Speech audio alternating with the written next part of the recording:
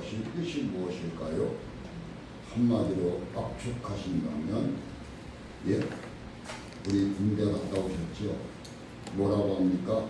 경례할 때 충성이죠. 지금 이 14절에서 23절까지 충성입니다. 어떻게 되었건 저렇게 되었건 충성하라는 말씀을 하고 있습니다. 이 달란트 비유는 맞는 일에 항상 충성하라는 얘기를 가지고 있습니다. 그래서 우리는 다 같이 하나님의 말씀, 하나님께 충성하라는 것입니다.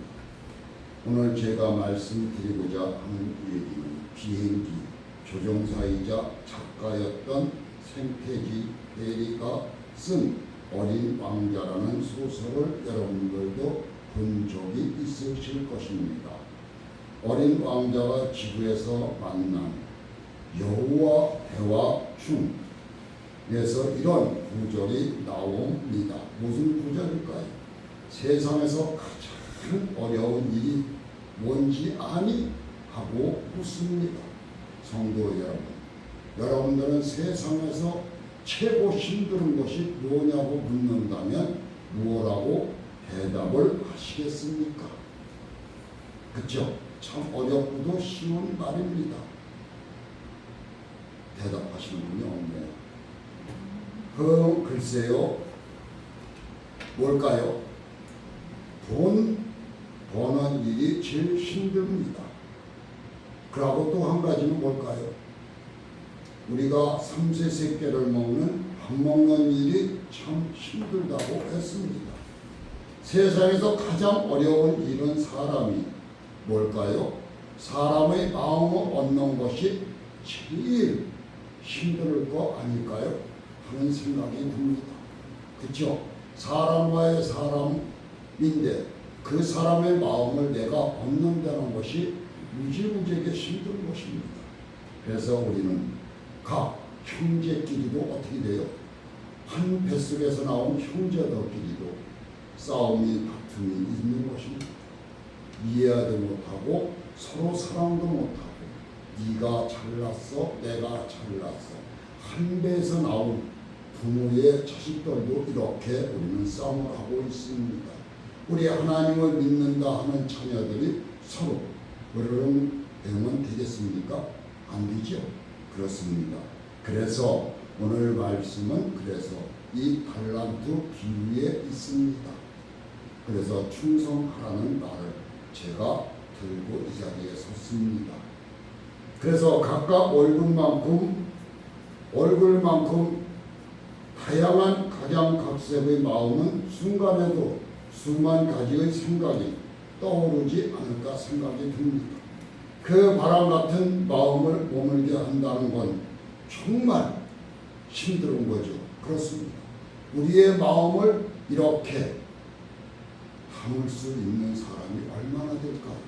그래서 제가 가끔가다 말씀드리는 것이 내 마음을 다스릴 수 있는 사람이 되어야 된다고 말씀드리는 것입니다. 그래서 어린 왕자가 여호와 작별 인사를 할 때 여호는 선물로 비밀을 하나 가르쳐 줍니다. 아주 간단한 거예요. 뭘까요? 잘 보려면 마음으로 보아야 해. 잘 보려면 너의 마음을 보아야 해. 가장 중요한 것은 눈에는 보이지 않거든 라고 말을 한 것입니다. 우리 눈에 보입니까? 안 보이죠? 그렇습니다. 그 마음을 우리가 헤아릴 수 있는 마음을 가질 수는 없습니다. 그 사람이 뭐를 할지에 그 마음을 알 수 있을까요? 우리는 사람들은 대부분의 그 사람의 말의 행동에 따라 우리는 그 사람을 파악한다고 하죠. 그렇습니다. 그 사람이 무엇을 말할지에 저 사람 그래 우리는 이렇게 하고 저 사람 말 한마디 한마디가 참 좋아 이렇게 받아들일 때도 있습니다. 여호를 통하여 표현한 작가의 마음은 사람의 마음을 얻어야 한다. 그렇습니다. 우리는 서로 저 사람의 마음도 얻지 못하면서 무엇을 하겠는가 이런 말이 되겠죠. 여러분도 경험하시겠지만 사람의 마음을 얻는다는 것은 어떻습니까? 몹시 힘들고 어려운 것이 최고 힘든 것일 것입니다. 사람의 마음을 얻으려면 마음으로 보아야 하는데 마음을 어떻게 해야 돼요? 그러면 그 사람의 마음을 얻으려면 어떻게 해야 돼요? 내가 먼저 내 마음을 펼쳐 보여야 되지 않을까요? 그렇죠? 그렇습니다. 내 마음을 보이지도 않는데 저 사람의 마음을 열지를 않는 것입니다. 분명한 것은 이것입니다. 그래서 최고 경영자들의 의미는 CEO죠. 말을 많이 들으시지요. 지금처럼 힘들 때 기업들이 살아남기 위하여 뭘 합니까? 온갖 방법을 찾습니다. 그리고 CEO도 지혜롭고 슬기로운 자, 여기에 합당한 자를 우리는 구해줄 수도 있습니다. 그 중에 하나가 기업 성장을 위하여 실력 있는 경영자를 들여올 수도 있다는 얘기입니다. 영업할 수도 있는 것입니다. 기업 경영도 전문 경영인의 시대가 됐다고 보는 것이죠. 이런 시대를 반영하듯 최고 경영자 예수라는 책도 있습니다. 3년이라는 예수의 짧은 공생애이지만 사람과 관계, 사람을 사용하는 것, 모든 일의 경영이 완벽하다는 뜻으로 예수 책이 나왔다고 합니다. 우리 그리스도인들은 최고 경영자 예수님을 따르는 영혼의 경영자들이 아닐까 생각이 듭니다.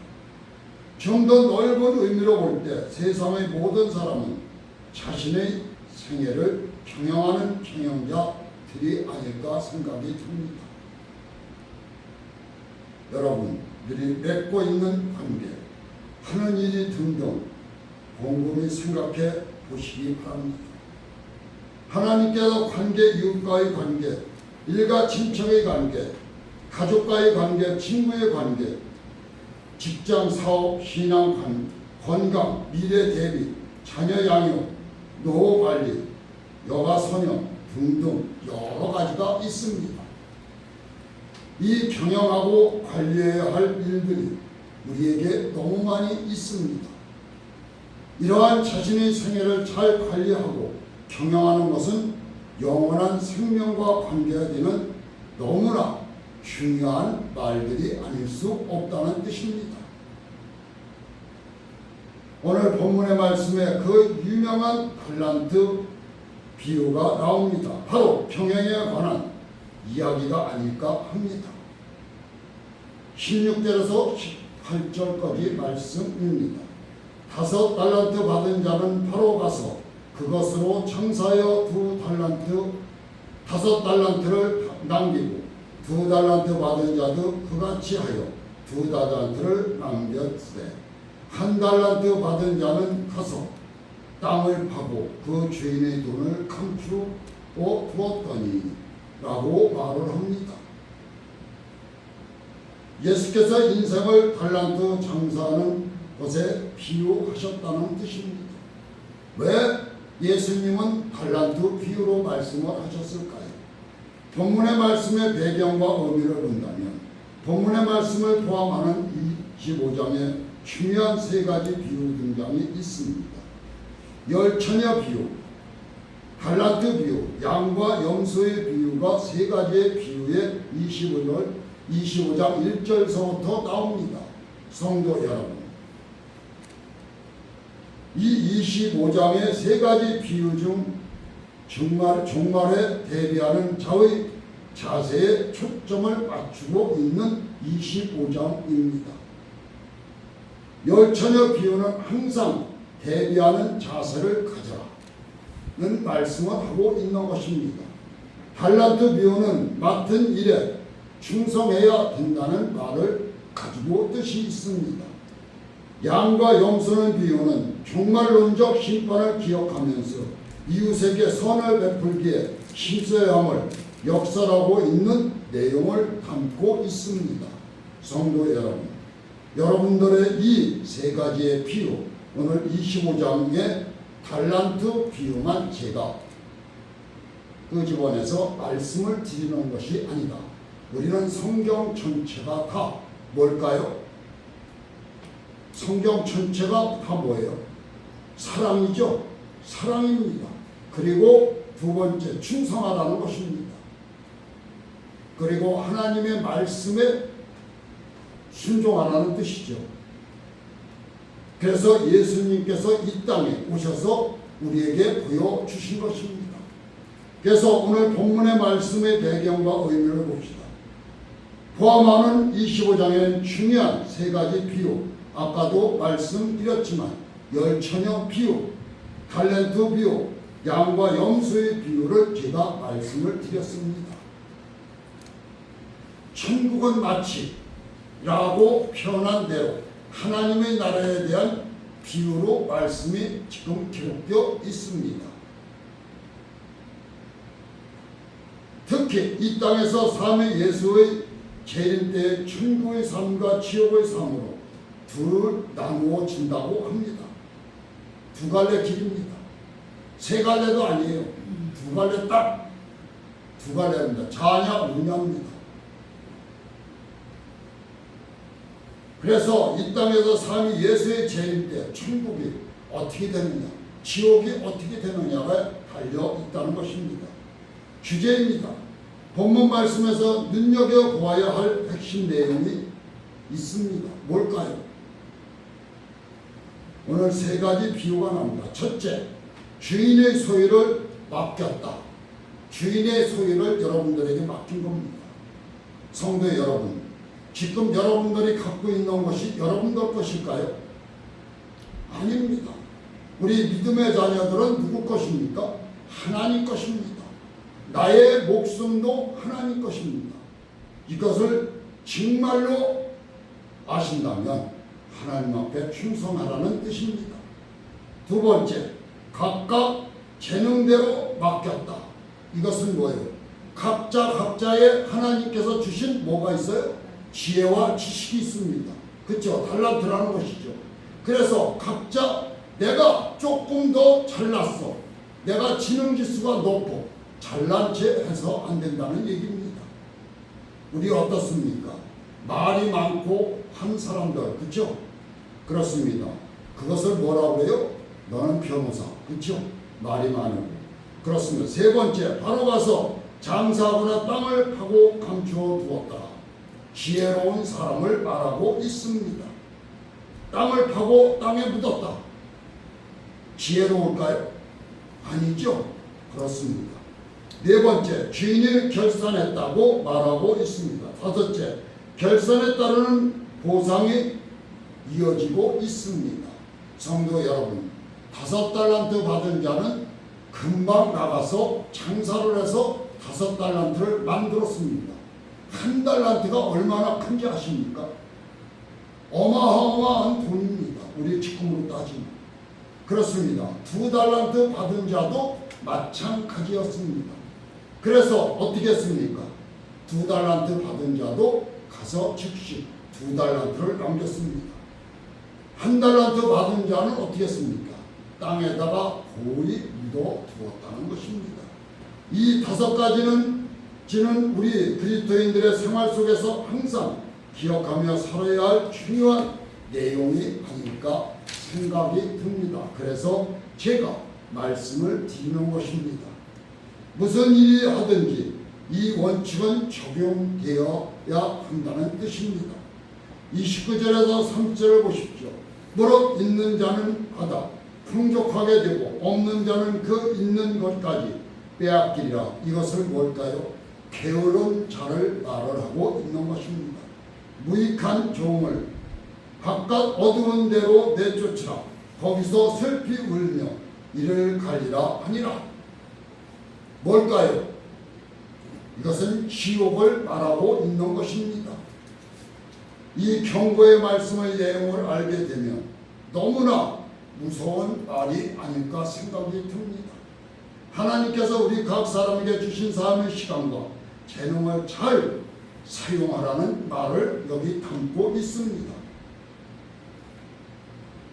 맡겨주시지만 제대로 사용하지 못하면 모든 것을 다 하나님께서 걷어 가신다는 얘기입니다. 성도 여러분, 여러분들에게 맡긴 모든 것을 하나님 앞에 다시 빼앗기는 일이 없도록 우리는 하나님께 충성해야 되는 것입니다. 또한 바깥 어두운 곳이란 지옥이 아니라 세상의 끝날의 악한 영들과 그들의 추종자를 그리고 죽음과 지옥까지도 함께 던지는 풀무 못에 던져버린다는 뜻입니다. 그러니까 지옥입니다. 지금 여기서 우리가 힘들고 어렵고 괴롭고 이것이 문제가 되는 것이 아니라는 뜻입니다. 우리는 영원히 형벌을 받을 수 있다는 뜻입니다. 그리스도인에게 있어서 성공적인 삶이란 이 불목 들어가지 않고 5달란트와 2달란트 받았던 사람처럼 하나님께 인정받는 삶을 사시기를 주님의 이름으로 축원하는 바입니다. 우리 이 말씀이 풀목을 하면은 성도 여러분들의 머리에 떠오르는 대목이 있으실 것입니다. 뭘까요? 우리 다니엘 기도에 하죠. 다니엘 친구 3사람이 기억할 줄 믿습니다. 여러분은 지금 성공적인 삶을 이루고 있습니까? 물어본다면 어떻습니까? 나는 믿음으로 반드시 승리할 것이야 하고 믿습니까? 하는 것입니다. 성공적인 삶을 위한 가장 중요한 포인트가 있습니다. 뭘까요? 성공적인 삶을 위해 가장 중요한 포인트는 앞서 말씀드린 5가지 핵심 내용 중에서 앞 3가지입니다.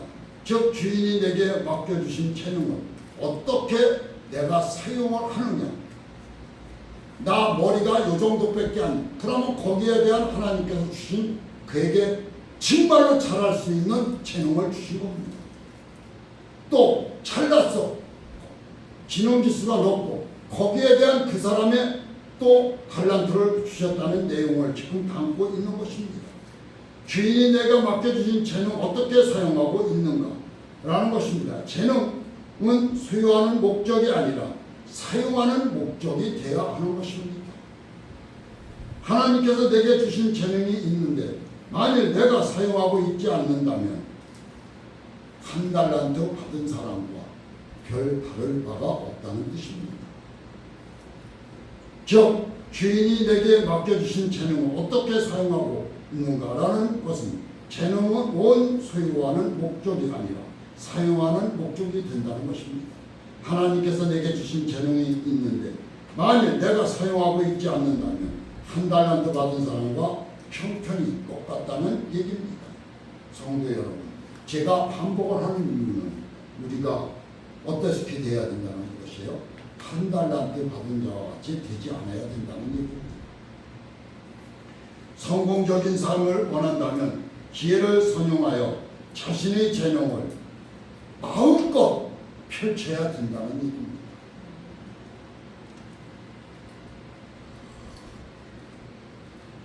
$5달란트와 2달란트 받은 사람의 태도에 대하여 바로 가서 그같이 하여 라고 표현했는데 이는 자신의 재능을 즉시 사용했더라 하는 표현을 뜻이 여기에 담겨져 있습니다.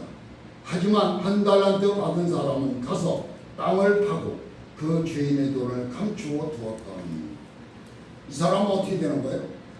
아까도 말씀드렸지만 성도 여러분, 사도행전 5장 1절에서 2절에 뭐가 나오죠? 예, 아나니아와 삽비라가 나올 것입니다. 이들은 어때요? 하나님의 말씀에 나도 좀 축복을 받겠다고 땅을 팔아 모두 하나님 앞에 드리겠다고 했죠. 그런데 어떻게 했습니까? 이 둘은 땅을 팔아보니 돈이 너무 많은 거예요. 아, 이걸 내가 왜 다 바치지? 반을 뚝 잘라서 땅속에 파묻어 두었습니다. 성도 여러분, 그리고 아나니아가 그 돈을 가지고 베드로 앞에 갔을 적에 어땠습니까? 베드로가 뭐라고 했어요? 뭐라고 했습니까? 이게 다 값바른 돈이냐 물었습니다. 예, 맞습니다. 아나니아는 아주 대답을 시원하게 했습니다. 하나는 동시에 어떻게 됐어요? 피를 토하고 그 자리에서 숨을 거뒀다고 했습니다. 삽비라도 마찬가지였습니다. 이것이 어떤 것이에요? 풀무불이보다 더 무서운 거죠. 지옥이에요. 목숨을 잃은 겁니다. 말 한마디에 잘못을 깨닫지를 못하는 것입니다. 하나님께 내가 그래서 성도 여러분들에게 서운하지 말라 하는 이유가 그겁니다.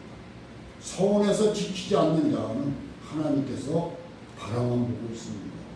마음껏 회개해야 돼요. 그래서 어때 주인의 돈을 감추어 두었더니 이 아나니아와 삽비라의 돈은 누구 거예요? 하나님 거예요. 자기 거였었는데 자기가 입으로 뭐라고 했어요? 하나님 앞에 드리겠다고 분명히 말씀을 했죠. 그럼 이건 누구 거예요? 하나님 것입니다. 하나님 것이지만 너의 입으로 내가 주었던 것이 네가 다시 나에게 말았으니 이것은 내 것이라는 얘기입니다. 그런데 나한테 거짓으로 말을 해? 이겁니다. 무서운 말이죠. 그래서 자신의 재능에 대하여 사용하기도 할 것입니다. 사용하지도 않기도 할 것이라는 것입니다. 이 재능이라는 것이 이렇게 무서운 것입니다. 내 머리를 어떻게 쓰느냐에 따라서 IQ가 높아서가 아니라 IQ가 낮아서가 아니라 어떻게 내가 사용하느냐가 제일 중요한 것입니다. 여러분은 자신에게 주어지는 재능이 무엇인지를 알고 있습니까? 묻습니다. 뭐라고 대답하시겠습니까? 우리 사도 바울 알죠? 하나님 앞에 주님의 말씀대로 다 맡기겠다고 했습니다. 그 사람은 뭐예요? 로마 시민권 가지고 있습니다. 재산이 엄청난 부자였습니다. 배운 학식이 박사였습니다. 그렇지만 모든 사람에게 낮아진 삶을 살았습니다. 우리도 그렇게 살 수 있을까요? 그래서 재능이 무엇이든지 모른다면 반드시 우리가 찾아내어 확인해야 된다는 뜻입니다. 지금 시대의 성공 요인은 정보, 지능, 기술, 태도 이렇게 크게 네 가지로 정리해 여기서 정보, 지능, 기술이 세 가지를 합한 것보다 더 중요한 성공 요인을 제목되는 것은 뭘까요? 뭐라고 생각하십니까? 예?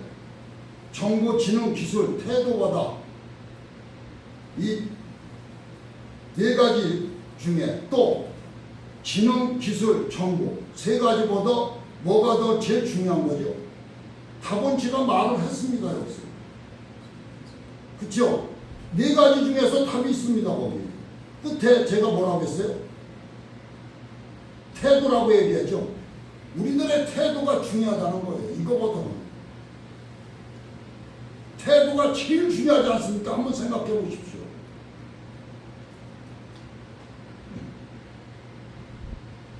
태도란 내가 어떠한 모습으로 감정을 표출하는가에 달려 있습니다. 나의 행동을 어떻게 하느냐가 중요한 것입니다. 성도 여러분, 이 목자도 이렇게 몸을 제대로 하지를 못하고 있습니다. 이러한 태도에 따라 우리의 인생의 성패가 좌우된다는 것을 여러분들도 알고 계실 줄 믿습니다.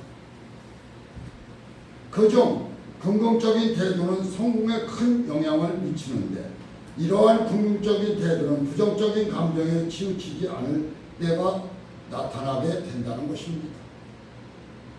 즉 내 감정에 따라 끌려다니는 것이 아니라 성도 여러분, 내 감정에 끌려다닐 때 많죠? 그렇죠? 그렇습니다. 지인으로서 바로 서는 방법을 배우는 우리 모두가 되어야 된다는 뜻입니다.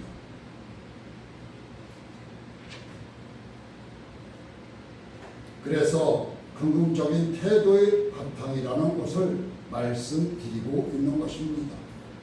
우리 그리스도인은 분명한 영적인 삶을 사는 사람들이 입니다. 그렇죠? 영적으로 사는 사람들이라는 얘기입니다. 하지만 이 영적인 삶도 세상에서 하나 하는 일이지만 육신적으로 행동해야 하기 때문에 당연히 어떻게 표현하며 어떻게 행동하는지를 나타내 태도는 중요하게 여겨진다는 뜻입니다.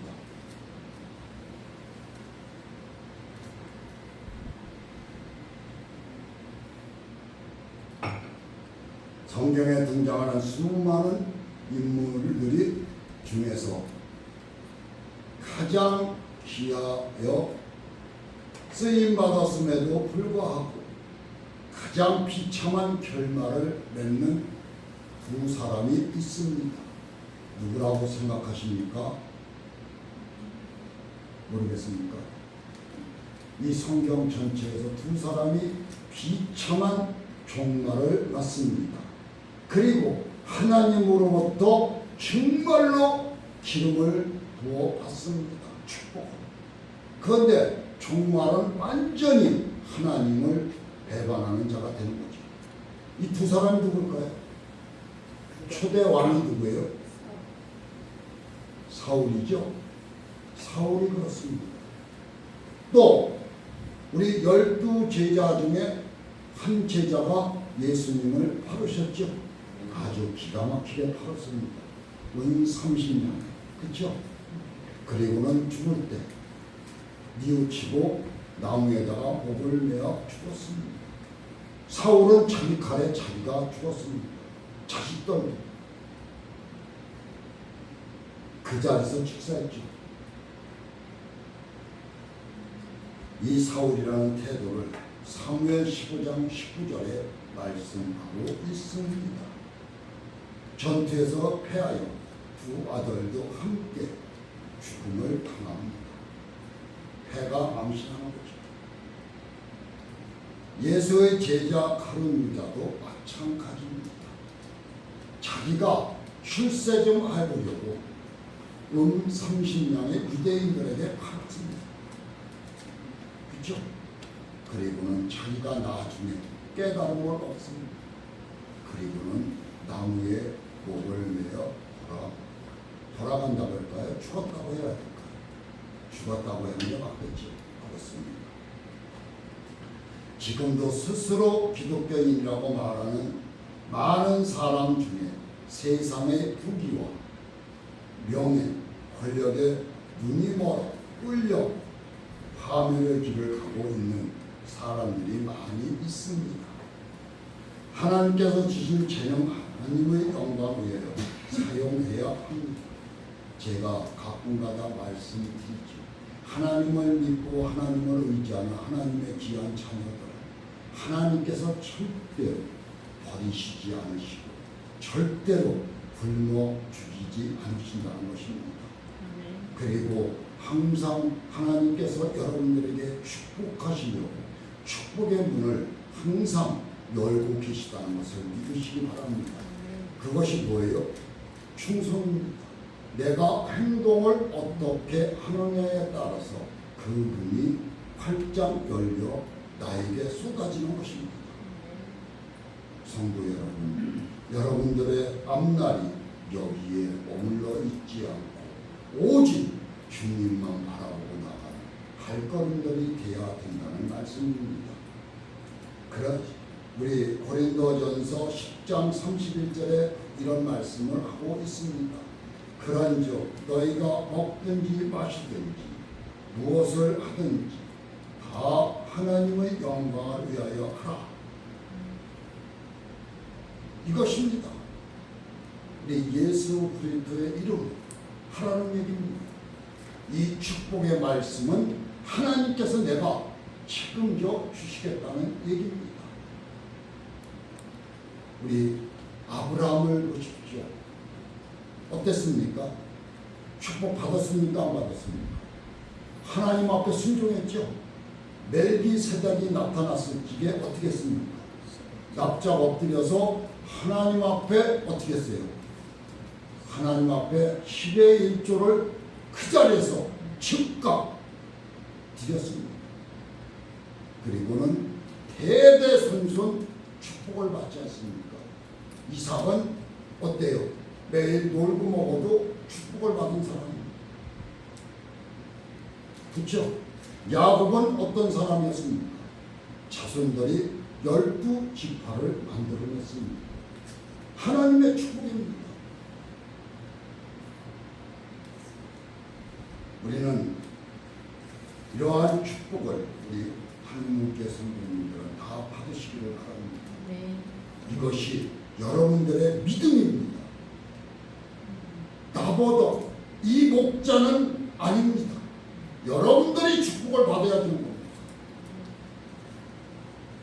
왜? 기둥이 되어야 되는가? 하나님 몸된 게 기둥이 되어야 되는 거예요. 꾸밈없는 마음으로 정직하게 배려하며 충실하게 해야 비로소 언제 어디서라도 좋은 태도가 생겨나는 법이라고 말씀하고 있습니다. 그런데 좋은 태도를 가진 사람이 100점짜리 인생을 사는 것이 아니라 몇 점짜리 인생을 살까요? 100점짜리 인생을 지금까지 살아왔기 때문에 좋은 태도가 나오는 것이 아닐까 생각을 합니다. 이것이 중요하지 않을까 합니다.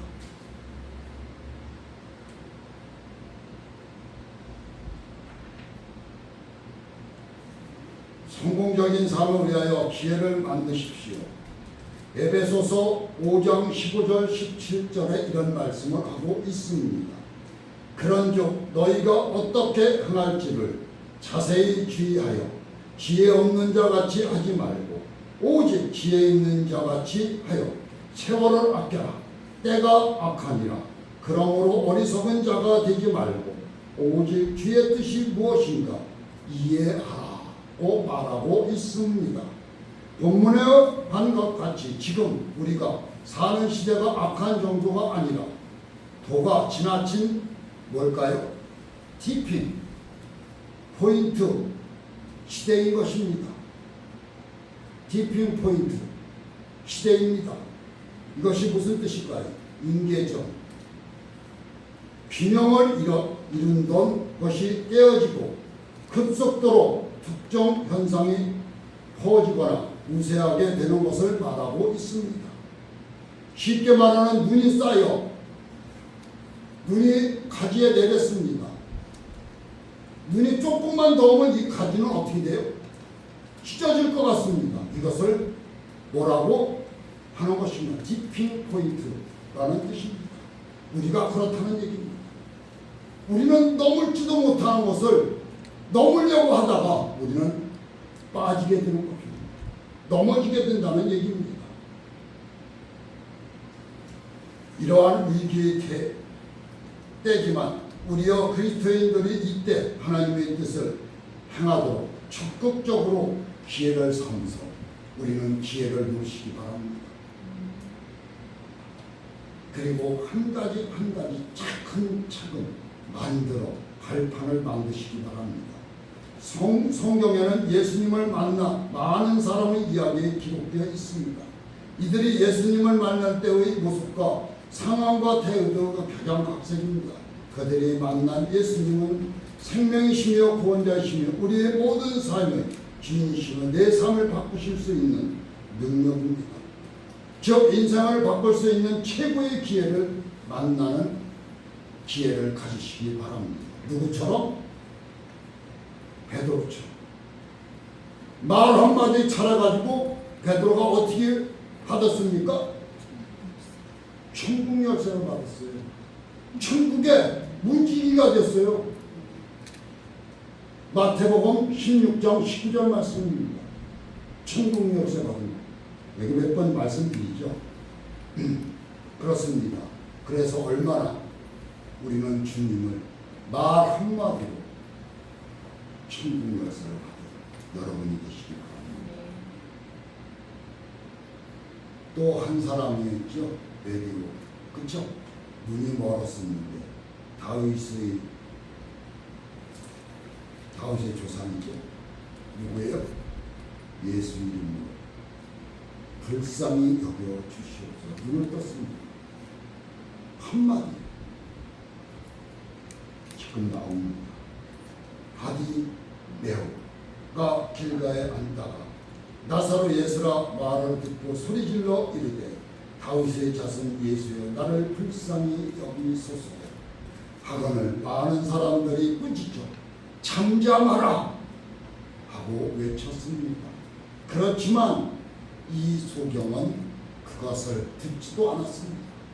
나는 할 일이 이거야인 것입니다. 다른 건 눈에 기울이지도 않았다는 얘기입니다. 나는 분명히 나를 구원해 주실 예수가 지나간다는 얘기를 들은 겁니다. 그래서 불쌍히 여겨 주시옵소서 하고 기도한 겁니다. 다윗의 자손이여 나를 불쌍히 여겨 주시옵소서 하고 외치는 겁니다. 그러면 이 사람에게 다른 사람의 말이 들릴까요? 안 들릴까요? 안 들립니다. 그래서 제가 말씀드리죠. 수요, 금요 우리 예배가 끝나고 말씀이 끝나고 뭐를 하죠? 뭐랍니까? 말씀 끝나고 기도회를 갖죠. 짧습니다. 기도 한 5분 하죠. 제가 뭐라고 합니까? 남의 기도 듣지 말라고 그러죠. 하나님 앞에 내 기도가 올려줘야 되는 거예요. 그 시간에 남의 기도 필요 없습니다. 나하고 하나님과 1대1인 것입니다. 이거를 아셔야 됩니다. 여기 주님께서 분명히 말씀하셨습니다. 한들이 모인 곳에 내가 함께 하리라고 분명히 말씀하셨습니다. 성도 여러분, 이것을 믿으시기 바랍니다. 그래서 이 바디메오의 태도가 적극적으로 기회를 만들어 결코 자신의 삶을 바꾸는 성공적인 길을 잡았습니다. 이 외에도 여리고 세관의 세리장의 삭개오도 잡은 곳입니다. 성도 여러분, 이 성경에서 또 나오죠. 한 사람이 제가 말씀드리지 않아도 여러분들도 잘 알고 계실 것입니다. 모든 재산을 다 잃으며 사방에 돌아다니며 누구를 만났어요?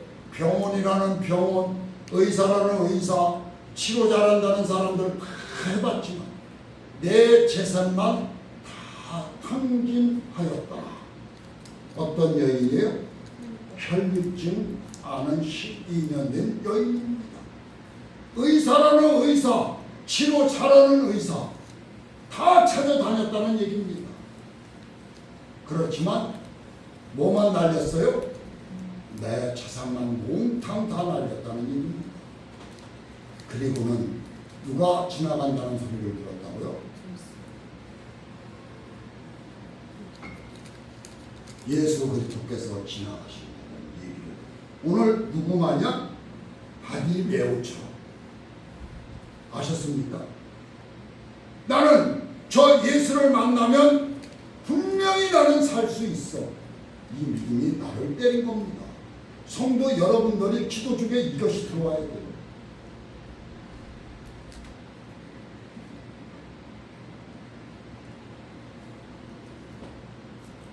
그래서 이에도 여리고 세관들이 많은 것을 우리 기억할 것입니다. 치료받은 역사가 일어나고 있습니다. 예수님을 영접하는 우리 모두가 되시기를 진심으로 축원하는 바입니다.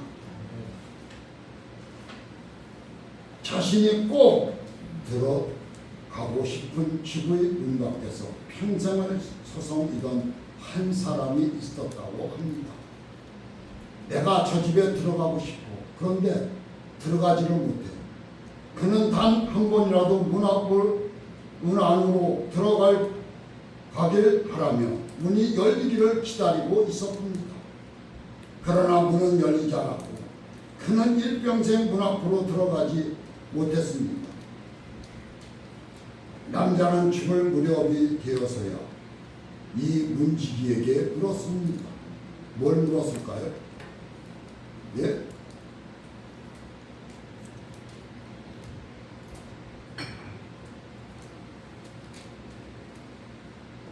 뭘 물었을까요? 문지기에게. 내가 평생 여기서 문 열릴 때를 기다렸는데 문이 안 열린다는 얘기입니다. 나는 문을 열리면 들어가려고 하는데 문지기가 내 물었습니다. 이 문이 언제 열립니까? 물었습니다. 그랬더니 문지기가 뭐라고 대답했을까요? 즉 베드로가 뭐라고 했을 것 같습니까? 뭐라고 했을 것 같아요? 당신이 나한테 문 열어달라고 한마디 해봤느냐 이겁니다. 앞에서 서성거렸지 나한테 문 열어달라고 한마디 해봤느냐는 뜻입니다. 안으로 내가 들어갈 수 있느냐고 묻는 거예요. 그랬더니 당신이 나한테 그렇게 물어본 적이 있느냐는 얘기예요. 그러면 벌써 문이 열렸다는 얘기입니다. 문을 열어달라고 합니다. 성도 여러분, 이 뜻은 뭘까요? 내가 이 뜻을 말씀을 드리는 것은 여기에 앉아서 예배드리는 하나님의 귀한 자녀들, 예수 그리스도를 믿는 우리 하느님께 성도님들은 하나님께서 여러분들이 기도드리면 문 좀 열어주세요 하면 문이 열린다는 얘기입니다. 열고 기다리신다는 얘기는 이 뜻입니다. 근데 우리는 묵묵히 아유 문이 언제 열립니까? 기다리고만 앉아있다는 얘기입니다. 그래서 앞대목이 뭐예요? 충성하라. 내 태도에 대해서 말씀을 드린 겁니다.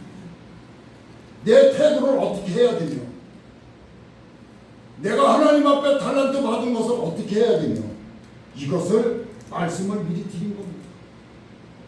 총합해 말씀을 드립니다.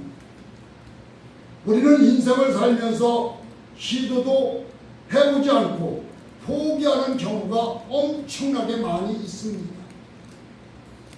그러나 우리의 삶에서 그 어떤 것도 노력 없이 이루어지는 것 일은 없이 그렇지 없죠. 노력하지 않는데 되는 일이 있습니까? 하나도 없습니다. 특히 자신에게 주어지는 달란트 즉 재능은 자신이 사용하기에 딱 알맞게 하나님께서 뭘 맞춤으로 드렸다는 얘기입니다. 우리는 그에 맞춰서 행동하면 되고 모자라는 것은 하나님 앞에 기도해서 하나님 여쭈면 하나님께서 응답해 주신다는 뜻입니다. 그래서 한 달란트 받은 사람처럼 시도도 해보지 않고 후회하지 말고 작은 시도라도 지금 여러분들은 하셔야 된다는 뜻입니다. 도전하는 자만이 원하는 바를 이루어낼 수 있다는 것을 믿으시기 바랍니다. 5달란트, 2달란트 받은 사람은 비록 재능의 차이가 있어서 받은 분량을 달렸지만 자신의 재능으로 엄청나게 도전을 한 거죠. 고대 로마 제국시대의 정치인 사상가, 문학자이며 네로 황제의 스승이었던 세네카는 어려워서 못하는 것이 아니다. 감히 시도하지도 못했기 때문에 어려운 것이다라고 말을 하고 있습니다. 우리에게 하나님의 보존 수표가 있습니다. 맞습니까?